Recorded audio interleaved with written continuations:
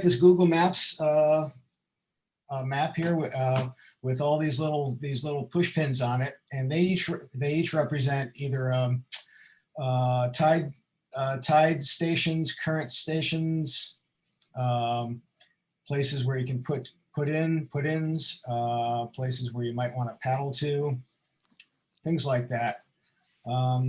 What I'm going to focus on today, because this is the big new feature, are the current stations. Now, all these little blue marks here, these blue pins, are places where NOAA has calculated the equations for predicting tides, and it's based on the rotation of the Earth and the moon and all that stuff. So they worked out all the math, and they have ways where you can extract the predicted tides or currents for those at those points. Now, the reason I'm talking to you today is that we made a big update in April. That was prompted by a change of operating system on our web server, where we had to recompile some of the code we were using. So I took the opportunity to bring it up to date.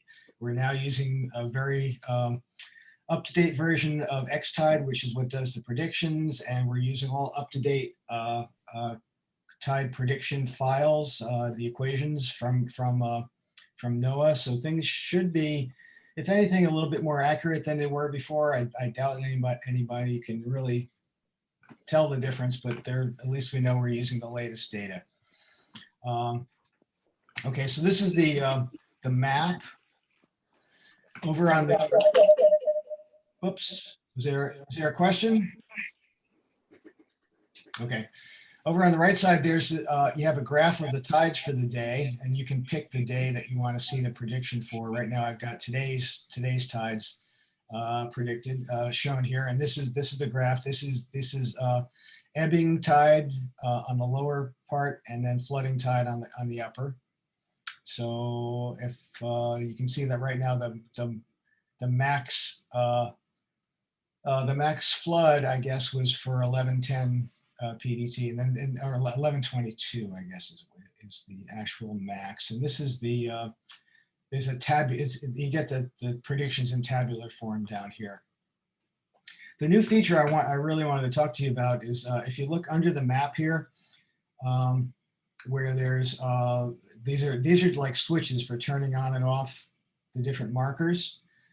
There's a new one here called ebb and flow, and what that does, if I click it on, what you do is you get actual vectors, little arrows pointing in the direction of the tide at the particular time that is represented by this graph. And the length of the arrow represents the strength of the current, the speed of the current, and the direction of the arrow is the actual direction that the current is moving in. And if I just grab this red line, this red cursor here on the graph, the tide graph, I can change the time that the arrows are representing. So here you see, as I drag the time through the daylight hours of today, you see that the current is moving back and forth and spinning around in places. And if I look at one of these, let's say, for example, look at the let's zoom in here. Here's a plus sign for zooming. And if I select this one here, Golden Gate Bridge, 0.46 miles northeast of, and it turns red because that's the one that is the one that's represented on the graph. Joe, there is something covering your map that's probably in Zoom that asks you to continue or leave the meeting. I'm not seeing that. Is anybody else seeing that? I don't see that, Yuan. No, we're not seeing that. Maybe that's you, Yuan. So I see it, but you just have to click on continue and it disappears. Yeah. I'm so sorry. That was me. I thought it was Joe's screen. Zoom does very strange things. Okay. So we're looking at this particular tide current, and you notice I zoomed in, it didn't really change the length of the arrow, so the arrow looks really small here. I can change the size of the arrow. You've got three choices: small, medium, and large over here. You see that? where my cursor is. So all that does is it blows up the arrows, makes them bigger so you can see them better. What I want to show you is the tick marks on here. Let's move to a point where the tide's a little stronger. And here you see that this red arrow, which is representing the current here, has two big white tick marks and a couple of little white tick marks in between them. The big white ones represent 1 knot and the little ones represent a 1/2 knot. So this right now is about, well, maybe 1, 2 3/4 knots or so of current. If I look over here, it's 2.83 knots. So that's approximately what it is. Let's see, what else did I want to tell you? There are a couple of special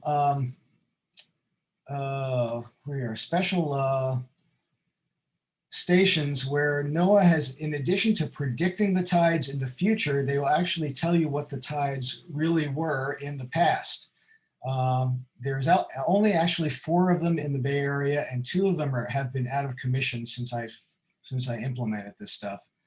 So if I look over here at the Oakland Outer Harbor, this one right here, you notice that it has 2 arrows, a red one and a blue one. The red arrow is the prediction, and the blue arrow is what the current actually was at that time. So you can see as I move through the day, it kind of follows the prediction, but it's not really exactly the same. That's one of the ones that works. There's a second one here in Oakland that is out of commission. That's shown by the blue X. The other one that is working right now is at the Benicia Bridge. If I can find that. Where is Benicia? Right there. And you see there's another blue arrow to show the actual observation for earlier today. Of course, if I go past our current time, it shows as an X because it can't do observations for times in the future, only times in the past. That is way cool. Yeah, I thought so. I thought that was a cool feature.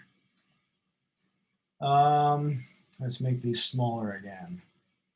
What else do I want to tell you? Oh yeah, I wanted to explain the difference between, there's this thing here called subordinate.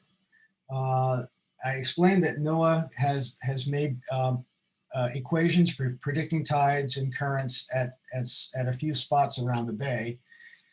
They also have other spots in the bay where they take those accurate predictions and they just apply some time offsets to them, time and current offsets to them. And those predictions at those points, there's a lot of those points.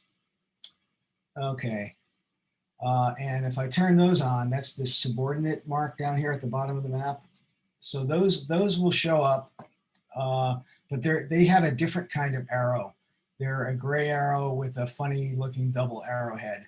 And you notice that as I move those around, those are not really changing direction except to go from ebb to flood. They always point in the same direction.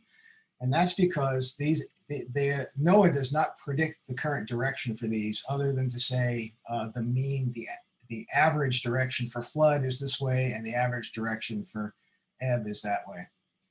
So I just wanted to explain what the difference was between those subordinate stations and the true, what they call harmonic stations. Another thing down here is the legacy markers. These are some of the markers that might have been on the old trip planner. They're from like 2005, the data for predicting them, and they're not really very reliable as far. I would just stick to the up-to-date ones. And there's some new warnings here about potential inaccuracies. Like for example, when we got picked now, the Oakland Outer Harbor is a warning telling you that the predictions are really for 14 feet underwater, and your kayak doesn't go that deep, so you may not experience the same currents that they're telling you will be there. Okay, anything else I wanted to talk about? We put back the phase of the moon. You can see right here in the tide table. It's a full moon tonight. We had that blood moon last night.